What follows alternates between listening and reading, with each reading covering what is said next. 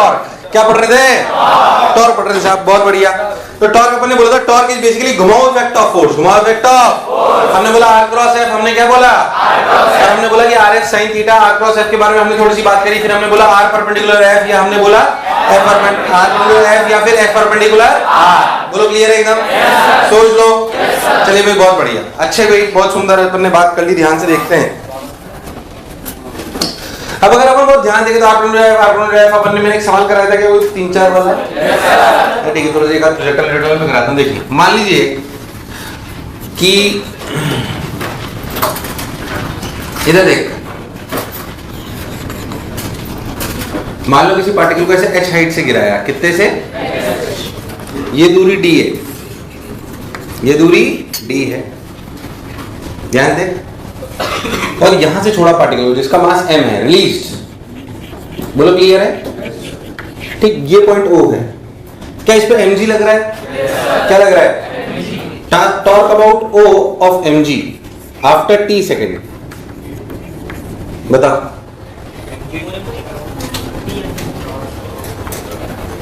Find out the torque of, अबे t time बाद पूछ रहा हूं। Find out the torque of mg about O after t second। छोटे छोटे सवाल आज के लेक्चर में बहुत टिपिकल नहीं होगा, धीरे धीरे आप इम्प्रूविंग करते हैं। आइए,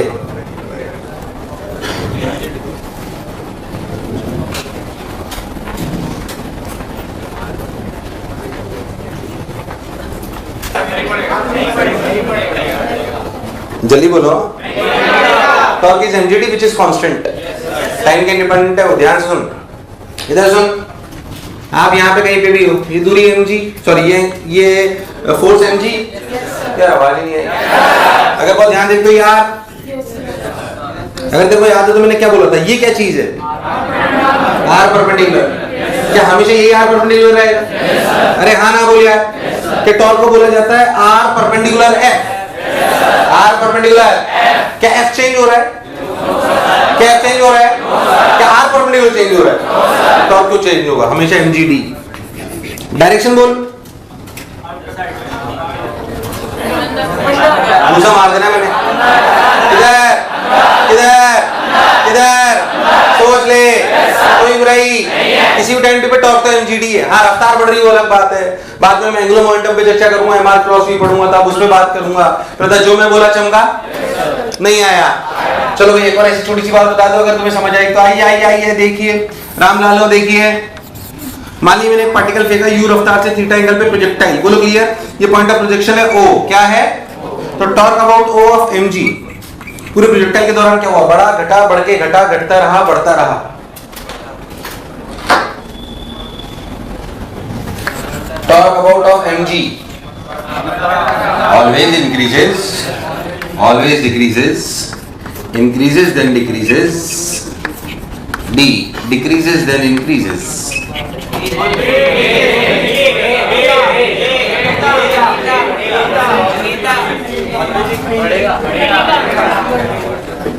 सोच समझ के बोलना, गलत मत बोलना। कसम उड़ान छल्ले की। फेसबुक आंटी, सोने से कोई, जल्दी बोलो इसका आंसर। ए मतलब हमेशा पढ़ता रहे?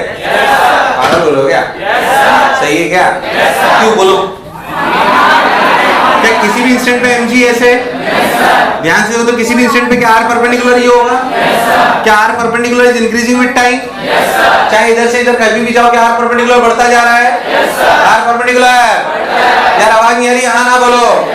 आर परपेंडिकुलर बढ़ता जा रहा है तो अपन इधर की तरफ आर परपेंडिकुलर बढ़ता जा रहा है। जैसे जैसे आर परपेंडिकुलर बढ़ता जा रहा है तो जैसे अपन ने बोला तो ए ऑलवेज, मतलब ऑलवेज इंक्रीजेस। मुझे लगा नहीं तुम्हें आया। अब चाहो तो इस पे छोटा सा सवाल कैसे आता है मैं बता देता हूँ आपको।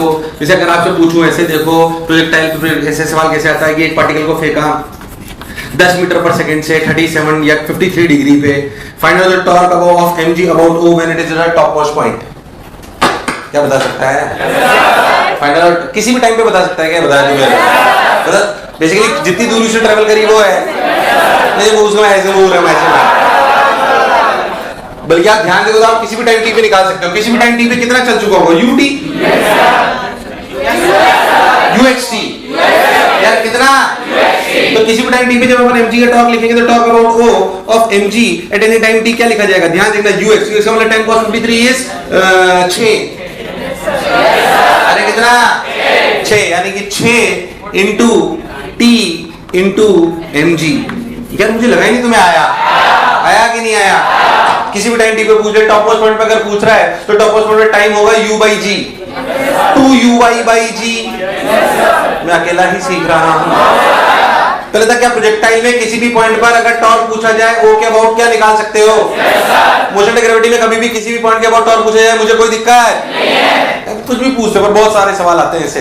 अगर अपने को बात समझ में आए तो इसमें कोई खास बात नहीं है। चलिए और मैं करूं या क्लियर है? टाइम पास करने का कोई मतलब नहीं है। इसमें और भी अपन अच्छी सी चर्चा करेंगे। वो चर्चा चालू करने से पहले अपन एक और चीज पढ़ लेते हैं जो बहुत ज्यादा तुम्हारे लिए आती नहीं है बट अपने को आनी चाहिए। ध्यान से देखो, तो मैंने अभी बोला torque about o। Torque is a point और axis? It's a point. It's a तो बेसिकली जो अभी आप पढ़ रहे थे ना, ये था टॉर्क अबाउट पॉइंट। ये था टॉर्क अबाउट पॉइंट। जो आप अभी पढ़ रहे थे वो क्या था? Torque about point. एक और चीज होती है जो होती है टॉर्क अबाउट एक्सिस। हालांकि तुम्हारे लिए बहुत ज्यादा ही आने वाला but concept should be clear. तो लिखो torque about axis. Torque about axis को समझने के लिए हम अपने दरवाजे के साथ खेलेंगे। आइए मेरी तरफ ध्यान दें, दरवाजे को ना देखें, दरवाजे को भी देखें, मुझे भी देखें, अच्छा लगेगा आपको। वैसे भी दिनों दिन आपका मास्टर सुंदर होता जा रहा है। क्या कहती है? बकरी पीछे पड़ गई, बड़ी मुश्किल से बचा के लाए हम। अगर अपन ध्यान दें, सोच तो अपन जो है ये गेट की बात करते हैं। बेसिकली गेट एक एक्सिस के अबाउट घूमता है। किसके अबाउट? एक एक्सिस के अबाउट गेट घूमता है। चलो भी ठीक, बहुत बढ़िया, अच्छा लगा। Hello hello. अब एक्चुअली क्या है, जैसे अगर अपन ध्यान देखें तो मान लो कि इस एक्सिस के अबाउट मैंने इस पे से फोर्स लगाया तो आर और एफ में कितना एंगल? कितना? क्या दरवाजा घूमा? ऐसे समझो, यहां से ऐसे आर और एफ में एंगल घूमा कि नहीं घूमा? ऐसे फोर्स लगाया, दरवाजा घूमा, आर और एफ में angle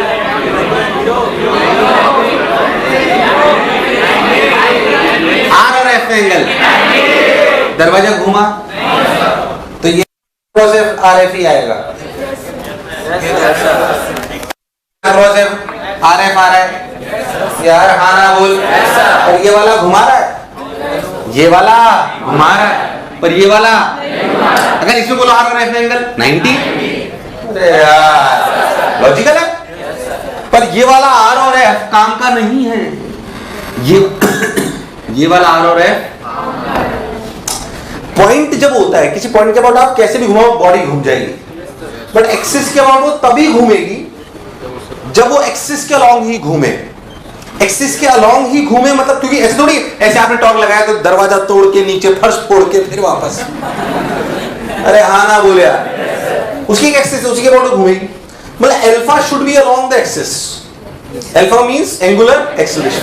torque equals to I alpha, मतलब torque along the axis. Torque ये दरवाजा सिर्फ तब घूमेगा जब टॉर्क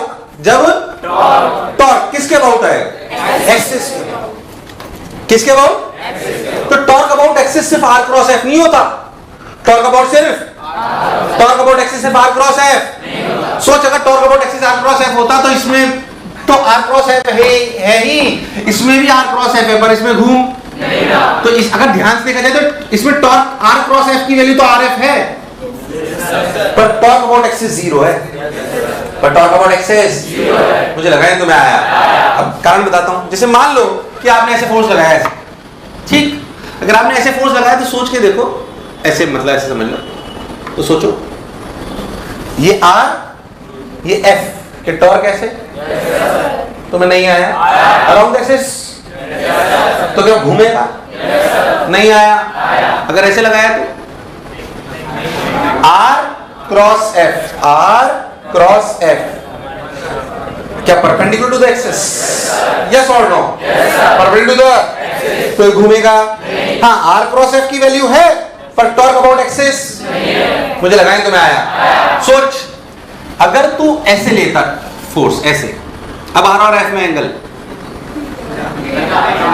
कितना? अभी भी 90 है, ध्यान से सोच। अरे ऐसे है, अभी भी कितना है? अभी भी कितना है? अभी भी कितना है? अभी भी 90 है। मुझे लगा ही तुम्हें आया। अभी भी 90 है भाई साहब, आर क्रॉस है, इसमें कोई शक वाली बात नहीं है। अभी भी 90, ध्यान से सोचो तुम। पर अगर अब सोचो ऐसे आर है, ऐसे एफ है, ये तो सोच आर क्रॉस एफ कुछ ऐसे आया। इस टॉर्क का एक पेन और दो। इस टॉर्क का एक कंपोनेंट इधर है जो अलोंग द एक्सिस है, वो घुमाएगा, और एक कंपोनेंट है परपेंडिकुलर जो घुमाएगा। तो सोचो कौन सा वाला टॉर्क लेंगे, ये वाला कि ये वाला? तो असल में टॉर्क अबाउट एक्सिस क्या है? It is the component of R cross F which is parallel to the axis of rotation. What is torque about axis? Torque about axis is not simply R cross F, it is the component of which is where r vector is the perpendicular distance of the point of application of force from the point of axis of rotation। यार नहीं आया। where r is the point में तो भाई r fix होता था कि वो पॉइंट से ही होता है, पर इसमें r वेक्टर कहां से लेते हैं? पर एक्सिस मालूम है, यहां फोर्स लगा रहा हूं तो एक्सिस में कहां से? यहां से परपेंडिकुलर। अरे यार पहले बात, जब आप एक्सिस के अबाउट टॉर्क लिखोगे तो लिखोगे torque equals to R cross F. Basically, torque about axis is the component of r cross f, which is parallel to the axis of rotation, and r vector is the perpendicular displacement vector of the point of application from the axis of rotation। Yes, sir। Conceptual definition ये है। अरे मुझे लगा नहीं तुम्हें आया। हालांकि तुम्हारे को ज्यादा ऐसे घुमाएगा ये जरूरी नहीं, बट कॉन्सेप्ट अपने को आना पहले तो। क्या टॉर्क अबाउट पॉइंट और टॉर्क अबाउट एक्सिस में अंतर समझ में आया और एक्सप्लेन करूं?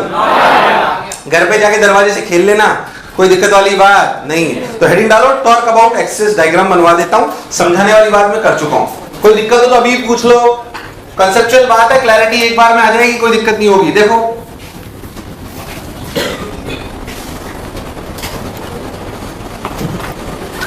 टॉर्क अबाउट एक्सिस, ऐसे डायग्राम बना लो तुम्हें समझ आएगा। मान लो ऐसे दरवाजा है, बोलो क्लियर? ऐसे क्या है? दरवाजा। एक फोर्स हमने F1 इसमें ऐसे लगाया, F1 फोर्स। दूसरा फोर्स F हमने ऐसे लगाया, 2 फोर्स। और तीसरा फोर्स F हमने ऐसे लगाया, 3 फोर्स हमने लगाया। बोलो चमका? अब मैं 2 चीजें बताता हूं कि अगर दरवाजे पर ऐसे फोर्स लगाए जाएंगे 3, तो अपन लिखेंगे 1, 2, 3 में what is the value of R cross F and what is the torque about axis. ये दोनों एक बात अलग अलग। बोलो यस और नो? तो बोलो फर्स्ट फोर्स में R cross F, R cross F क्यों? क्या आर और एफ में एंगल 0 डिग्री है? नहीं आया, नहीं आया, नहीं आया, नहीं आया, नहीं आया। सोच लो 0। तो torque about axis, torque about axis, अरे कंफ्यूज मत, टॉर्क अबाउट एक्सिस। अच्छा सेकंड केस में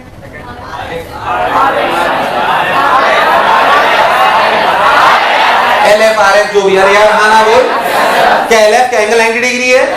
मुझे लगा नहीं तुम्हें आया। एल एफ बहुत बढ़िया, L F. Torque about axis, torque about axis, torque about axis, कोई बुराई? सोच लो। बहुत बढ़िया सर, बहुत सुंदर।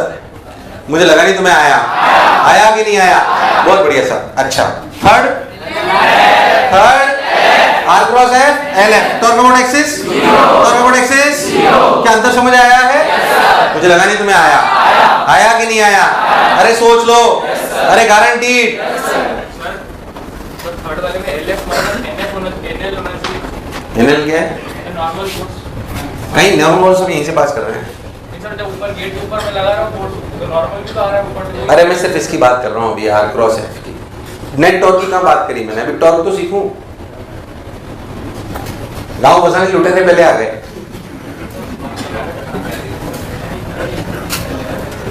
एक मिनट, बोलो क्लियर है क्या? अरे हाँ ना बोल।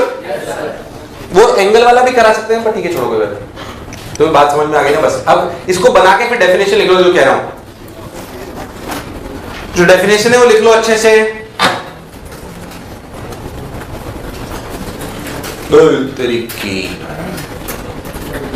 टॉर्क अबाउट एक्सिस में लिखो, torque about axis is the component of R cross F. Torque about axis is the component of R cross F Torque about axis is the component of r cross f which is parallel to the axis of rotation, which is parallel to the axis of rotation, and r vector is the perpendicular displacement vector, and r vector is the perpendicular displacement vector of the point of application of force, of the point of application of force, of the point of application of force from the axis of rotation, from the axis of rotation. आइए, from the axis of rotation, हैं? क्या हुआ? हैं?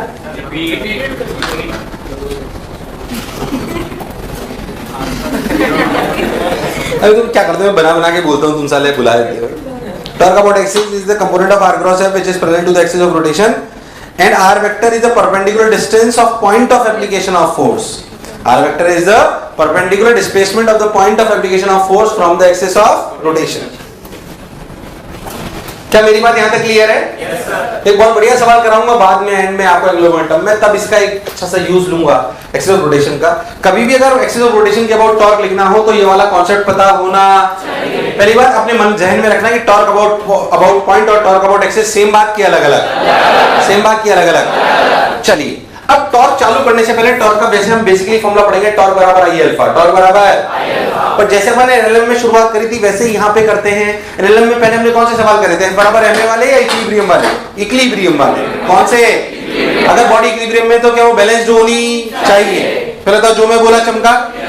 अब यहाँ पे भी body के इक्विलिब्रियम पे चर्चा करते हैं. ये चर्चा बहुत इंपॉर्टेंट है जो मैं आपसे करने वाला हूँ, इसलिए ये चर्चा 3 जगह और काम आएगी. जब आप पढ़ोगे पी क्रॉस ई, कहाँ पी क्रॉस ई, फिर चर्चा आएगी एम क्रॉस बी, और चर्चा ही इंपॉर्टेंट है. पहली बात एम क्रॉस बी कहाँ है? बेटा जो मैं बोला चमका. चलिए भाई, बहुत बढ़िया. मैं पहले भी आपको कई बार कह चुका हूँ कि जिस दिन आपका फिजिक्स का 50% कोर्स खत्म होगा, कंसेप्ट वाइज आपका 70% कोर्स खत्म हो चुका होगा. क्या मेरी बात क्लियर है? तो देखने में 50% होगा पर 70% बहुत सारे कंसेप्ट आप यही पढ़ चुके. इलेक्ट्रोस्टैटिक्स 1 आप पढ़ोगे, बहुत कम समय में पढ़ाई जाएगी इलेक्ट्रोस्टैटिक्स 1, क्योंकि पूरी मैकेनिक्स है. F बराबर Q1 Q2 by are square. पूरी क्या लगती है उसमें? मैकेनिक्स. अपन जिस पे ज्यादा ध्यान देंगे वो होगी इलेक्ट्रोस्टैटिक 2. इलेक्ट्रोस्टैटिक 2 में क्या आएगा? Conductor, Gauss law. अरे यार हाँ ना बोल. ऐसे मत देखो कि ये पता नहीं पढ़ाएगा कि नहीं पढ़ाएगा. तुम्हें कोई दिक्कत नहीं आएगी, इसमें कोई शक वाली बात है. Don't worry about it. खटाखट सवाल होंगे तुमसे. खैर आइए, अपन वापस ट्रैक पे आते. तो अपन ने बोला भाई अपने कॉन्सेप्ट को समझते. What do we mean by equilibrium? अगर हम अभी तक के हमारे ज्ञान की बात करें तो हमारे लिए इक्विलिब्रियम का मतलब था नेट फोर्स जीरो.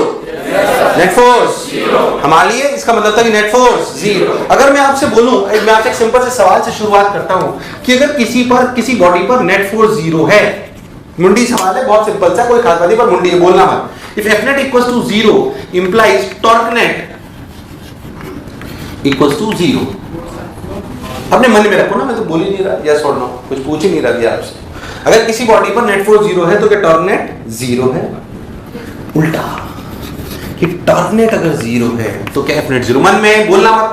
ये 2 स्टेटमेंट आपको दिए गए, ये 2 स्टेटमेंट आपको दिए गए और बोला गया कि बताओ क्या दोनों ट्रू हैं. मन में क्या एक ट्रू एक फॉल्स है? क्या पहला फॉल्स दूसरा ट्रू है? क्या डी क्या दोनों फॉल्स है? मन में सोच लो. आंसर देना है. समय सीमा 30 second. Your time starts now.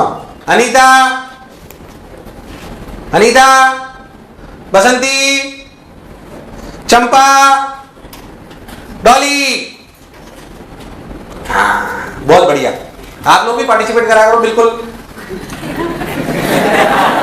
शर्माने की कोई जरूरत नहीं जब तक अपन सीख रहे है कि नहीं. समय लगेगा, ऐसी कोई बात नहीं, पर अच्छे सीखो. क्या कह रहा है? तो नहीं, वो तो तुम लोग तो किसी भी ऑप्शन को दुखी करते हैं. ये जो तुम्हारा समानता का व्यवहार है ना, ले डूबेगा तुम्हें. तो नेट फोर्स जीरो मतलब torque net zero. Net force zero मतलब अगर किसी बॉडी में नेट फोर्स जीरो लग रहा है तो टॉर्क तो जीरो. चल रहा है. ये फोर्स, ये फोर्स, नेट फोर्स घूमेगी नहीं घूमेगी? तो नेट फोर्स 0 तो टॉर्क 0, ये कोई जरूरी नहीं है। नेट फोर्स 0 तो नेट टॉर्क 0, ये कोई जरूरी नहीं है। अभी तो पहला तो गलत है, पहला तो और दूसरा तो पक्का गलत है, वो तो बहुत बार गलत कर चुके हैं। एक बॉडी है, इधर लग रहा है 2F, इधर लग रहा है F, चल रही है घूम रही है, चल रही है घूम रही है। क्या अगर ध्यान से देखो तो 2F और F का टॉर्क इसके अबाउट क्या 0 होगा? यार आवाज ही नहीं है यार, होगा कि नहीं होगा? तो भाई साहब ये चल रही है, नेट फोर्स 0 है कि नहीं है? Net force 0, net torque, net torque, अरे हाँ ना बोल यार, कोई कष्ट वाली बात? ओहो, मतलब अगर F नेट 0 हो तो टॉर्क नेट 0 ये जरूरी, और नेट टॉर्क 0 तो नेट फोर्स 0 ये भी जरूरी। दोनों स्टेशन आपके सामने, दोनों फॉल्स, दोनों स्टेटमेंट फॉल्स हैं। कितने लोगों का सही था? हाँ बहुत बढ़िया। ये साले झूठ बोलने में एक नंबर, मतलब साले सेकंड्स भी नहीं लगाते झूठ बोलने में।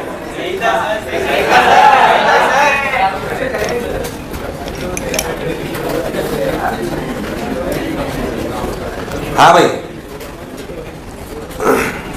क्या कह रहे हैं? तो क्या बात एकदम क्लियर? नेट फोर्स 0 तो नेट टॉर्क 0 ये कोई जरूरी, और नेट टॉर्क 0 तो नेट फोर्स 0 ये भी कोई जरूरी। सिंपल बात, पहली बात, एक मिसकंसेप्शन हटा दे। अब बेसिकली ये बॉडी इक्विलिब्रियम में है कि नहीं है?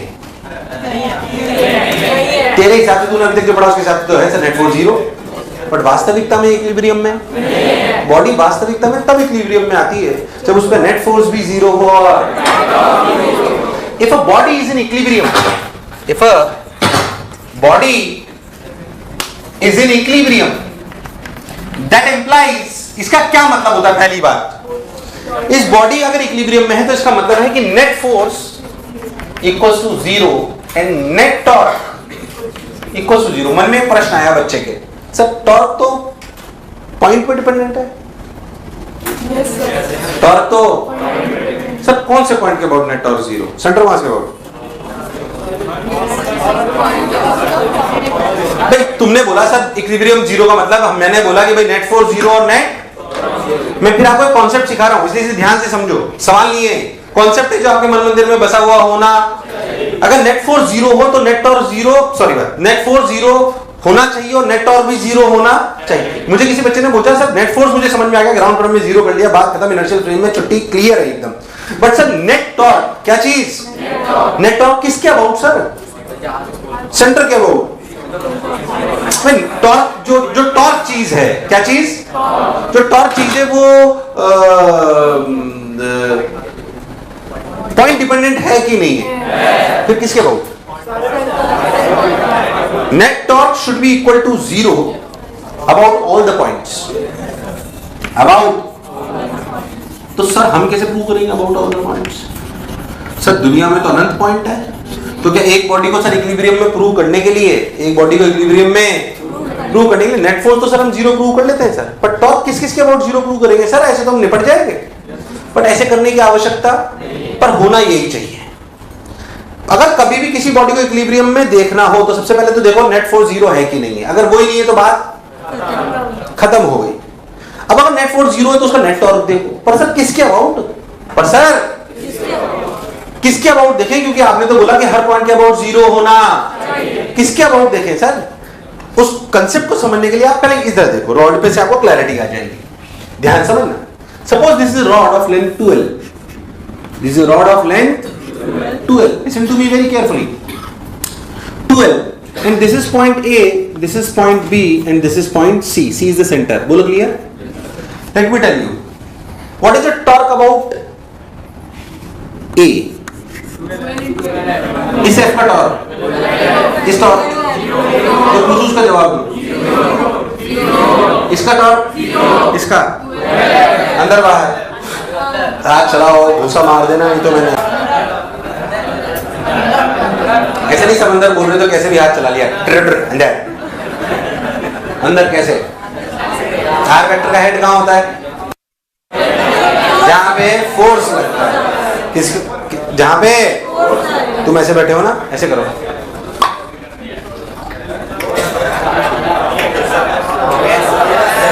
अरे हाँ ना बोल, R cross F, R cross, अरे नहीं आया,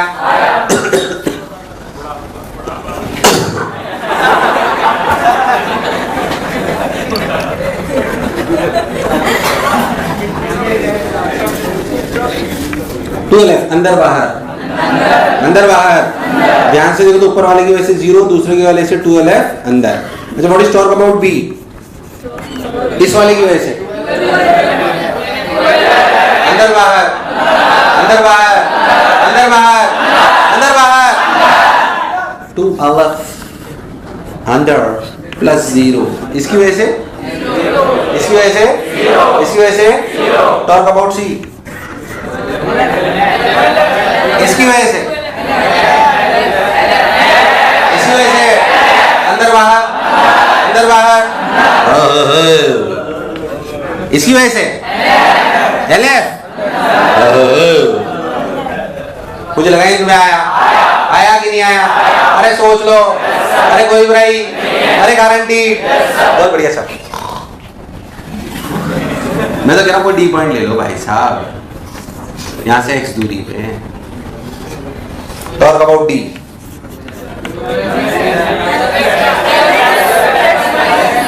XF अंदर प्लस L माइनस XF अंदर।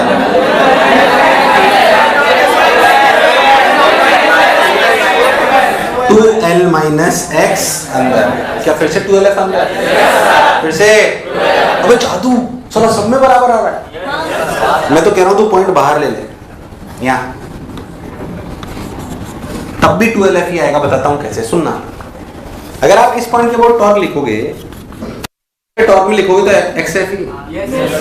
अरे नहीं आया, नहीं आया। और जब इसका लिखोगे तो ये वाली दूरी लिखोगे। अरे R परपेंडिकुलर तो यही बन गया, तो आंसर तो यही आना है। मैं कह रहा हूं दुनिया का कोई भी पॉइंट ले ले कि आंसर 2LF अंदर आएगा। 2LF। ये जादू सिर्फ तब होता है जब नेट फोर्स 0 होता है। अगर ये 2F और ये F होता तो ये जादू नहीं होता। अरे यार, तुझे मेरी बात समझ? जादू क्या हुआ? जादू ये हुआ कि अगर नेट फोर्स 0 हो तो नेट टॉर्क 0 गारंटी नहीं है। अगर नेट टॉर्क नेट फोर्स 0 हो तो नेट टॉर्क 0 ये जरूरी नहीं है, but net torque about every point is same. If net force is 0, then net torque may or may not be 0, but net torque about every point is same. Net torque about every point is same. मुझे लगा नहीं तुम्हें आया। This is the concept which you have to build. पहले तक जो मैं बोला चमका? Yes sir. यार मुझे लगा नहीं तुम्हें आया। About every point. तो इसको यहाँ कैसे यूज लेंगे? अगर मेरे को किसी कोई बॉडी को इक्विलिब्रियम में प्रूव करना है तो पहले से नेट फोर्स 0 प्रूव करो। Yes sir. पहले से नेट फोर्स 0 प्रूव करो, फिर किसी भी एक पॉइंट के अबाउट नेट टॉर्क 0 प्रूव कर दो। फिर किसी भी नेट टॉर्क 0 प्रूव कर दो। This will automatically shows that the torque about every point is 0, because concept states that if net force is 0 then net torque about every point is same, and if it is 0 at one point, it is 0 about all the points. It means body is in equilibrium. It means body is in. तो अभी लिखा दूंगा, ढंग से तमीज से पहले समझो। और रुक जाओ,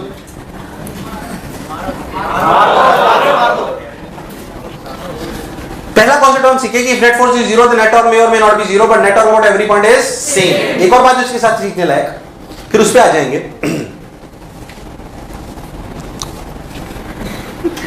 कि अगर बॉडी घूम रही है, अगर बॉडी जैसे इसमें घूम रही कि नहीं घूम रही, घूम रही, तो एक्सेस खुद चूज करती है। If the body is free to rotate, it will rotate about the axis passing through its center mass and parallel to torque vector direction। ध्यान सुनिए, ये कॉन्सेप्ट है अगेन। अगर बॉडी पर नेट फोर्स 0 है तो घूमेगी। बच्चे ने बोला सर किस एक्सिस के अबाउट? क्या बॉडी खुद एक्सिस डिसाइड करती है? नहीं आया। बॉडी खुद एक्सिस डिसाइड, तो किस एक्सिस के अबाउट घूमती है? सेंटर ऑफ मास। किसके अबाउट? जैसे मान लो ये बॉडी है, इस पे इधर लगाया है, असलियत में इस तरह के फोर्सेस को बोलते हैं कपल टॉर्क। क्या बोलते हैं? क्या ऐसा ही P क्रॉस E में आएगा? एक तरफ 2E एक तरफ माइनस 2E, ऐसे ही M क्रॉस B में आएगा, एक तरफ ILB दूसरी तरफ ILB। अरे हाँ ना बोल यार। तो सेम कॉन्सेप्ट होंगे, जिसको आता वो चला गया है, वही तो बात है यार। इसमें कोई रॉकेट साइंस, जिसको टॉर्क आता हो। P क्रॉस E के अच्छे सवाल टॉर्क से रिलेटेड है भाई। M क्रॉस B के जितने अच्छे सवाल आए आज तक, मूविंग कॉइल, गैल्वेनोमीटर, इन सब के, वो सब किस पे बेस्ड हैं? टॉर्क। किस पे बेस्ड हैं? तो वो आना चाहिए, वहां पे तो फॉर्मूला आएगा बस। खैर, ये F और ये F, तो अपन ने भाई इसे बोलते हैं कपल टॉर्क। क्या बोलते हैं? If the body is free to rotate, it will rotate about the axis passing through its centre of mass. मान लीजिए बॉडी है, इसे सेंटर ऑफ मास से पास करने वाली कितनी एक्सेस हैं? एक नहीं है, 1 2 3 4 अनंत है। अरे यार, तो सर उन अनंत में से कौन सी समझ आया sir? Centre of mass which is parallel to torque vector, which is, जैसे इसका टॉर्क सेंटर के अबाउट किधर आ रहा है? पहले तो क्या इन सबका टॉर्क अंदर आ रहा है? yes, किधर आ रहा है? अंदर। तो जैसी बात है, जिधर उधर ही अल्फा होगा, yes, उधर ही मुझे लगा नहीं तुम्हें आया। तो body will rotate about the axis passing through its centre of mass and parallel to torque vector, and parallel to. अभी मैं क्या क्या लिखाऊंगा आपको पहले समझा देता हूं, फिर लिखाऊंगा, ध्यान से समझ कि if the body is free to rotate, it will rotate about the axis passing through its center of mass passing through its and parallel to torque vector, and parallel to torque vector। अब सुनना, पूरे board पे क्या concept लिखे हुए जो मैं भी लिखाऊंगा। if net force is 0 the net torque may or may not be equal to 0। पहली बात हम सीखे कि net force 0 तो net torque 0 ये जरूरी नहीं है, net torque 0 तो net force 0 ये भी कोई जरूरी नहीं है। दो एग्जांपल आपके सामने बने हुए हैं, इसमें कोई शक वाली बात नहीं। फिर हम कॉन्सेप्ट सीख रहे हैं कि if net force is 0 the net torque may or may not be 0, but net torque about every point is same, and if the body is free to rotate, it will rotate about the axis passing through its center of mass and parallel to torque vector direction, and parallel to torque vector direction। Now if you have to prove that body is in equilibrium, then first prove that it is in translation equilibrium and net force बराबर 0। Now prove that net torque about any one of the point is equal to 0। This will automatically show that net torque about every point is 0 because of the above theorem। मुझे लगा नहीं तुम्हें आया। जैसे मैंने बोला, जैसे मैंने समझाया, आपको याद होना चाहिए। कई चैप्टरों में कई जगह इट्स कॉन्सेप्ट जो आपको यूज में आएगा और मेरे हिसाब से सीख के अच्छा लगा होगा। अरे नहीं आया तो बोर्ड पे लिखा है यहां तक वो लिख लो, फिर मैं लिखा रहा हूं, फिर ये लिख लेना। पहले जो बोर्ड पे बनाया वो बना लो, जो भी लिखा हुआ है, फिर मैं आपको लिखाता हूं अच्छे से। अच्छा कॉन्सेप्ट है, इंपॉर्टेंट, चाहो तो स्टार मार्क कर लो, है कि नहीं? कि भाई किट्टू आंटी कॉन्सेप्ट करके लिखो। if net force on a body if net force on a body if net force on a body if net force on a body is 0, then net torque about every point is same।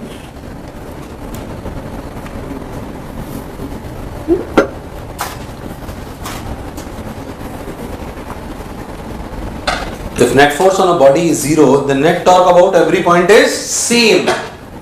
Same बोला है मैंने, 0 bracket में चाहो तो लिख लो not necessarily 0। Same बोला है, not necessarily 0। बोलो क्लियर है? not necessarily 0। बहुत बढ़िया साहब, अच्छा कॉन्सेप्ट। आइए तो net force about every point is same, full stop, para change। if the body is free to rotate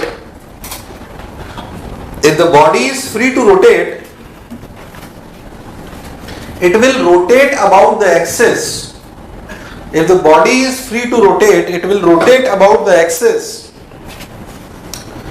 passing through its center of mass passing through its center of mass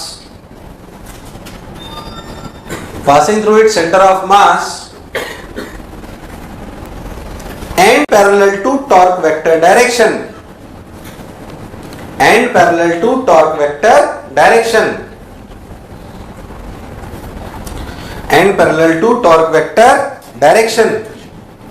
बोलो clear है? and parallel to torque vector direction। so stop, next point। if we have to prove that body is in equilibrium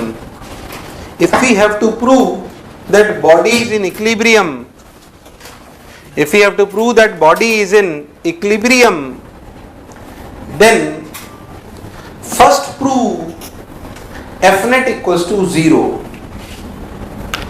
then first prove F net equals to 0। then first prove F net equals to 0। then first prove F net equals to 0। then prove torque net equals to 0 about any one of the point about any one of the point, about any one of the point, this will automatically shows that, this will automatically shows that torque about every point is zero due to above concept.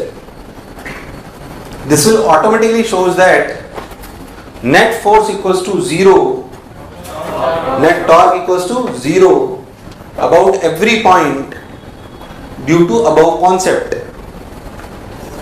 due to above concept. तो last 15 minute में जो पढ़ाया गया वो सवाल नहीं था, concept था जो आपको कई जगह पे काम आएगा और आपको रात को 2 बजे भी याद होना, जैसे मोमेंट ऑफ इनर्शिया के सारे रिजल्ट आपको याद हैं वैसे ही आपको ये सब भी याद होना। It's a very important concept, कोई शक वाली बात नहीं है। आगे बढ़ते हैं, आगे चलते हैं, सिंपल सिंपल सवालों से चालू करते हैं, इक्विलिब्रियम वाले सवालों से। मान लीजिए कि हमें बोला जाए कि आपके पास एक रॉड है जो हॉरिजॉन्टल प्लेन में रखी हुई है, बोला कि इसकी लेंथ 10 मीटर है, कितनी है 10 मीटर, और बोला कि इसमें हमने 2 फोर्स लगाए। देखिए एक फोर्स ऐसे लगाया 10 न्यूटन और एक फोर्स ऐसे लगाया अगेन 10 न्यूटन, पर ये ऐसे लगाया 37 डिग्री पे, कितने पे, क्या बॉडी अभी इक्विलिब्रियम में है, ये बॉडी अभी इक्विलिब्रियम में दौड़ने लगी। सवाल क्या है, डायग्राम बनाए, सवाल लिखें।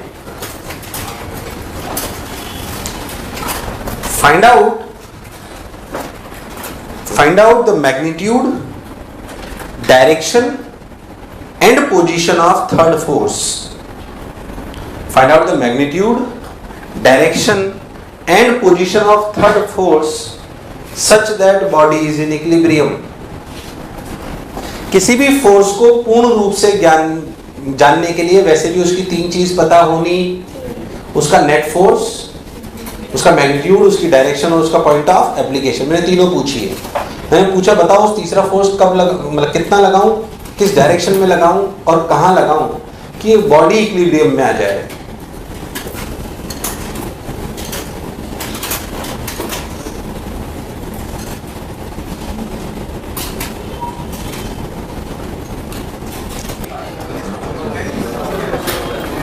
आ जाओ इधर देख, इधर देख, 1.25 from center. क्या बात कर रहा है ये बेकार।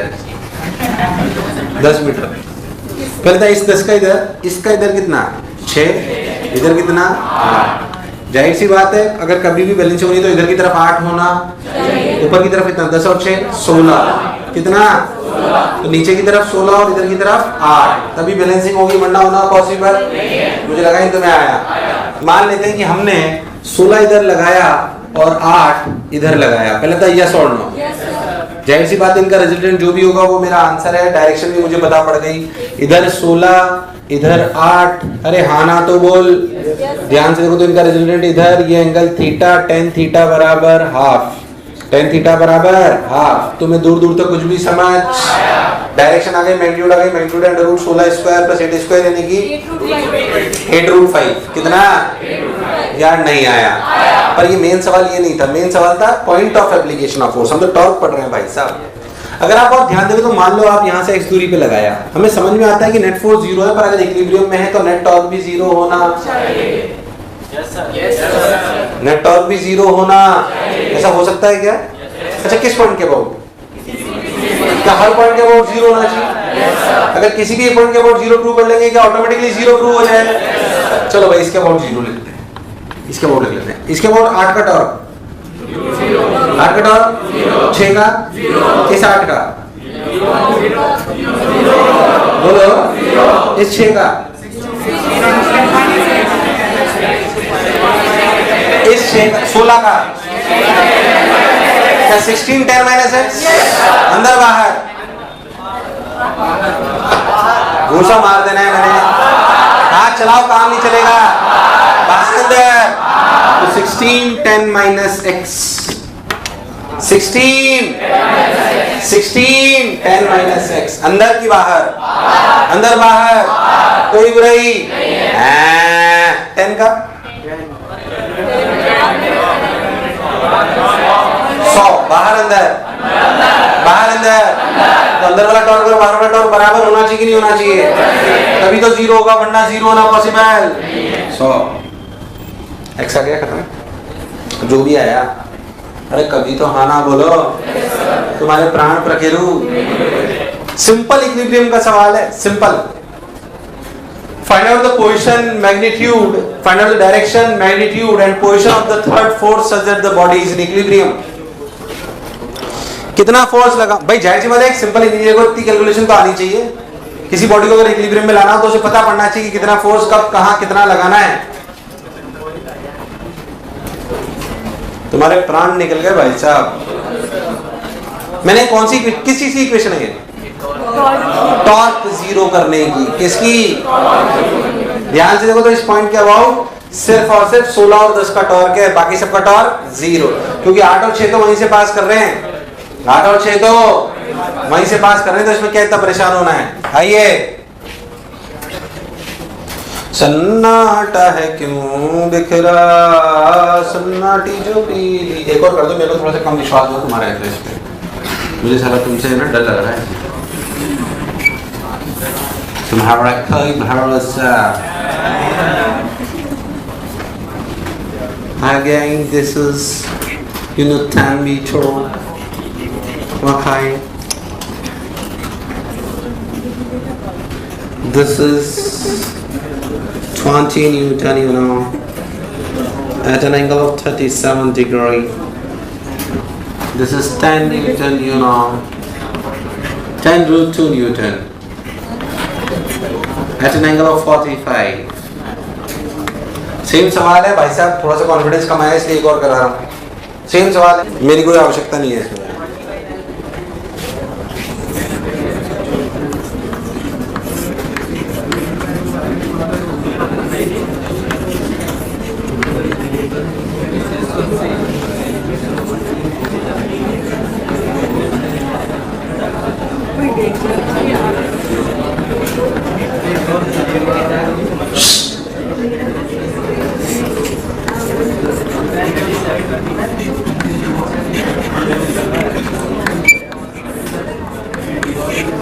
चलो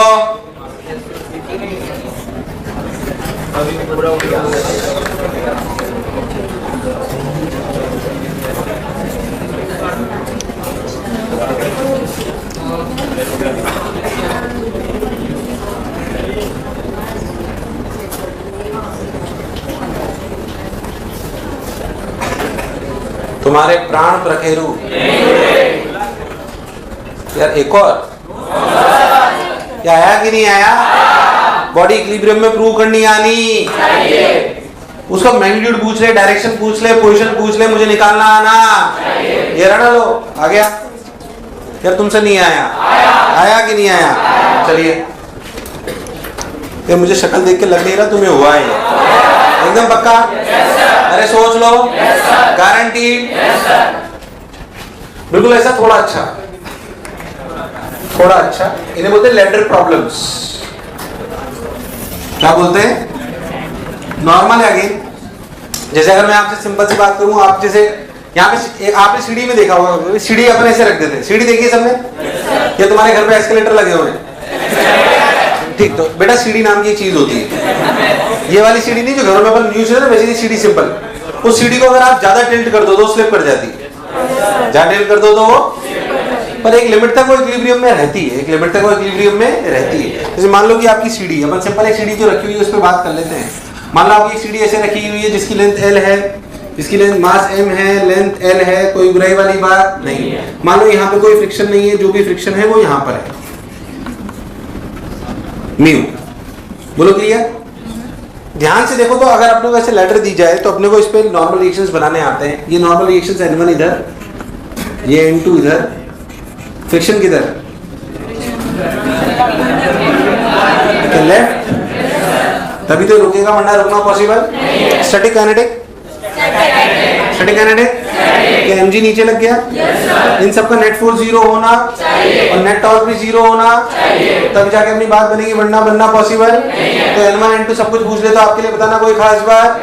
N1 N2 friction, friction static kinetic, बोलो क्लियर। तो कितने वेरिएबल है इसमें? 3, N1 N2 F। अरे यार N1 N2, मान लो एंगल थीटा बीटा जो भी आपको दिया हुआ है मान लेते हैं एंगल थीटा है। अब अगर आप बहुत ध्यान से देखो तो आप ध्यान से समझो तो आप क्या लिखोगे? इसका अगर एफबीडी बनाए, इसका अगर अपन एफबीडी बनाए तो अपने को दिखाई दे रहा है इधर N1 है, इधर N2 है, इधर F है। एक और सवाल तुमसे ही कराऊंगा, इसलिए पहले समझ लो अच्छे से, है ना? लड़का या लड़की कोई भी खड़ा करके इस पे देखते हैं अभी। mg पहले बोलो, अगर अपन इक्विलिब्रियम की बात करें तो हॉरिजॉन्टल में इक्विलिब्रियम तब आएगा जब क्या simply N1 equals to F हो जाएगा, और वर्टिकल में तब आएगा जब N2 इक्वल्स टू mg। तो दो इक्वेशन आ गई। वो तीसरी इक्वेशन कहां से लाऊं? टॉर्क। नेट टॉर्क 0 होना, हर पॉइंट के अबाउट 0 पर हमेशा ऐसा पॉइंट ले लेना चाहिए जिससे कि मैक्सिमम का टॉर्क 0 हो जाए, ताकि सवाल सॉल्व करना आसान हो जाए। मुझे लगा है तुम्हें आया। वैसे दुनिया के हर पॉइंट के अबाउट टॉर्क 0 है, तो कोई बच्चा बोले सर मैं तो उसके अबाउट लूंगा तो निकालते निकालते जीवन बीत जाएगा। इसलिए बढ़िया ऐसा पॉइंट लेना चाहिए जिसके अबाउट मैक्सिमम का टॉर्क क्या हो जाए? 0। So you will get a easier equation. You will get a, suppose अगर हम बात करें हमें यहाँ पे कौन सा पॉइंट लेना चाहिए? Very good. क्या इसके अबाउट लेते हैं N2 और F टॉर्क 0? क्या सिर्फ mg और N1 का बचा? अगर आप बहुत ध्यान से देखो तो ये दूरी L/2 है। ये दूरी कितनी है? L/2। अगर mg को देखें तो ये L/2 cos थीटा। क्या यार परपेंडिकुलर हो गया? नहीं आया? अरे नहीं आया। mg के आर परपेंडिकुलर तो ये होगा कि L/2 cos थीटा है। अरे कितना है? अरे टॉर्क किधर है? अंदर बाहर? अंदर बाहर। तो mg का टॉर्क जो लिखा गया वो लिखा गया mg L/2 cos थीटा। अंदर बाहर? बाहर। अच्छा अंदर किसका है? किसका? N1 का। शाबाश। बोलो N1 का आर परपेंडिकुलर क्या ये है कि ये है? ये। तो क्या L cos theta L sin theta? अरे नहीं आया। अच्छा बाहर अंदर? बाहर अंदर। आदमी तो हाथ ही नहीं चल रहा, समझ ही नहीं आ रहा अंदर क्या बाहर। तो साला अंदर बोलता है तब मेरा राइट आता है, बाहर बोलता है तो साला मेरा लेफ्ट आता है। किधर है? और L cos theta L sin theta कितना? तो भाई साहब बाहर वाला टॉर्क बराबर अंदर वाला torque, that is N1 L sin theta. मुझे लगा ही नहीं तुम्हें आया। सवाल सॉल्व हो गया। सवाल अब तो इसमें सवाल थोड़ा टफ क्या कर सकते हैं, जो डेटा लेके भी जैसे करा दूंगा कि लेटर पे लड़का लड़की कोई भी खड़ा हो सकता है। नहीं आया। अच्छा तुम ध्यान से देखो, इसमें ध्यान से देखो। इसमें जो अपन बहुत ध्यान देखें तो N1 की वैल्यू कितनी आई? F। N1 की कितनी आई? N1 की वैल्यू यहाँ से कितनी आई? देख L ने L को मार दिया mg/2 cot थीटा। mg/2 तो फ्रिक्शन की वैल्यू आई mg/2 cot थीटा। अरे भाई हाँ ना बोल। अगर तू बहुत ध्यान से समझे तो इतना फ्रिक्शन चाहिए, जो चाहिए वो मैक्सिमम से। Maximum is mu N2। Maximum is mu mg की म्यू N2। और N2 कितना है? तो म्यू mg ने mg को मुझे लगा नहीं तुम्हें आया। तो mu should be greater than equal to cot theta by 2। या क्या आप थीटा पे भी कंडीशन लगा सकते हो कि थीटा इससे छोटा या बड़ा होना? मुझे लगा नहीं तुम्हें आया। तो बहुत सारी बातें उसमें पूछ सकता है, उसमें कोई खास बात, हमें कंसेप्ट समझ में आना। उतार मेरे लाल, मेरे पीले, मेरे नीले, मेरे रेनबो, मेरे गेंडे।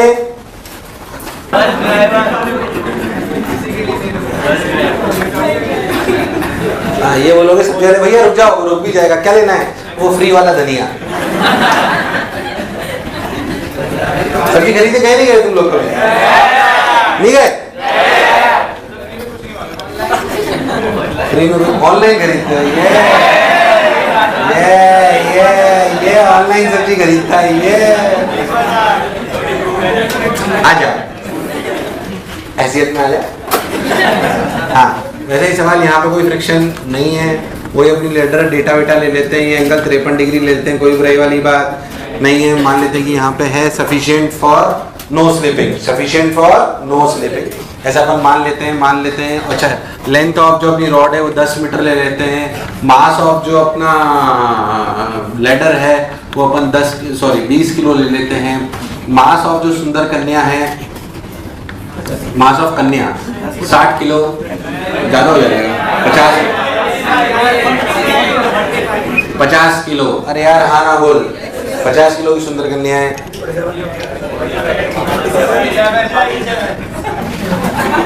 अबे तुम्हारी चॉइस के हिसाब से थोड़ी सवाल आ रहा है। साला। बोलो कहाँ खड़ी करें, यहाँ खड़ी कर देते हैं। लेंथ अपने 10 मीटर ली ना, ये 2 मीटर, 2 मीटर ऊपर से खड़ी हुई है सुंदर कन्या। सवाल वही N1 N2F, गलत मत करना। सवाल वही N1 N2F।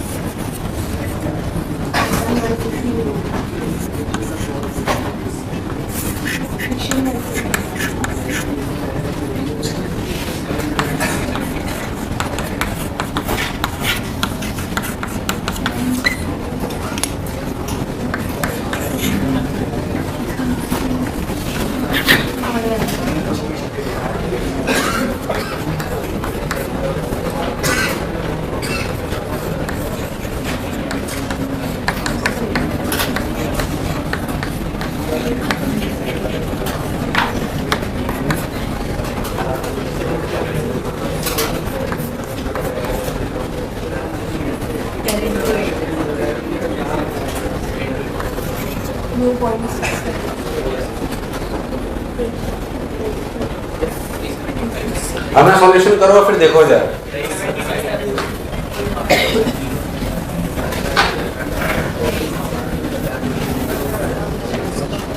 अपना सॉल्यूशन करो फिर देखो इधर।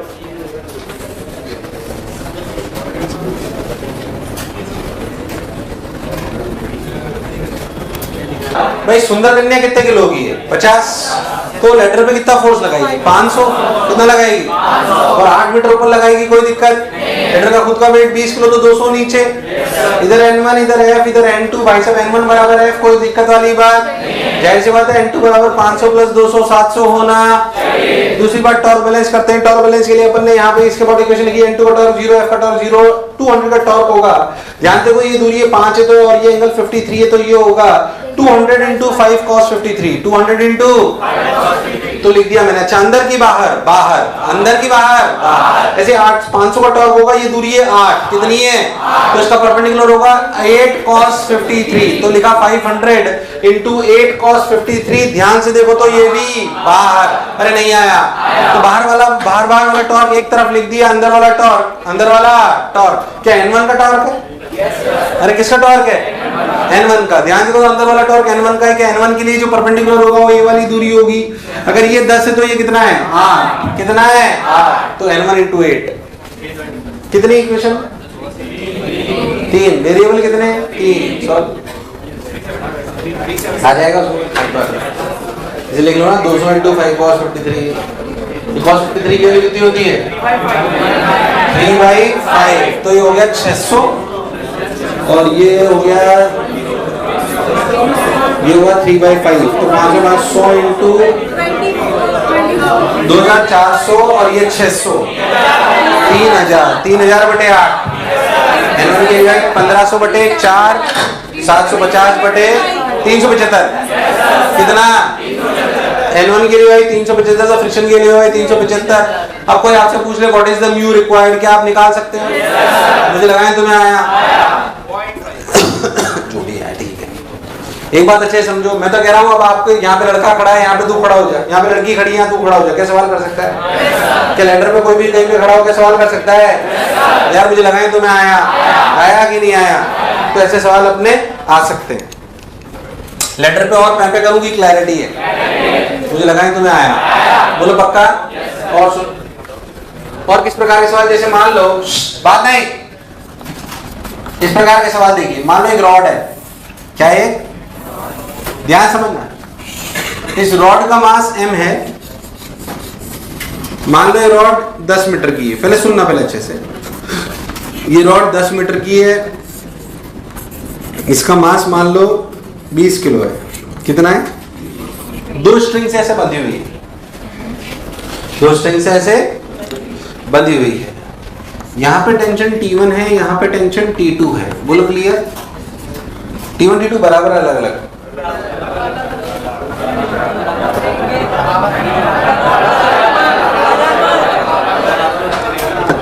T1 T2 बराबर अलग अलग, कैसे बोला तुमने?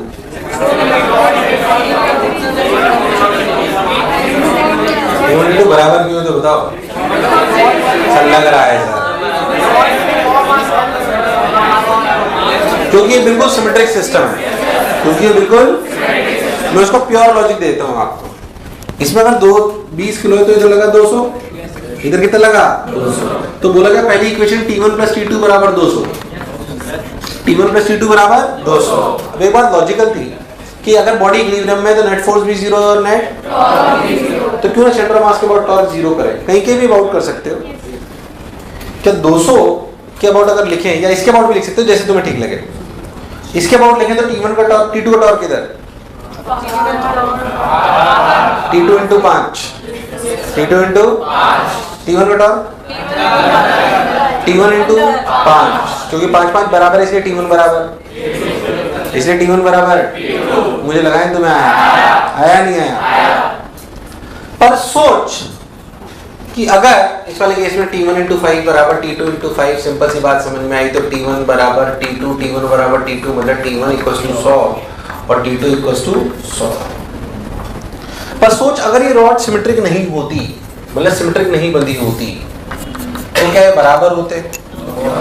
मान लो ऐसे बंधी होती,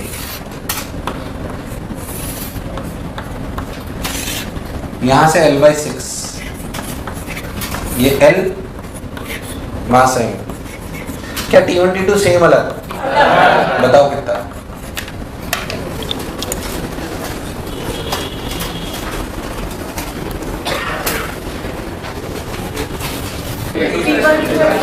क्या T1 plus T2 equal to mg?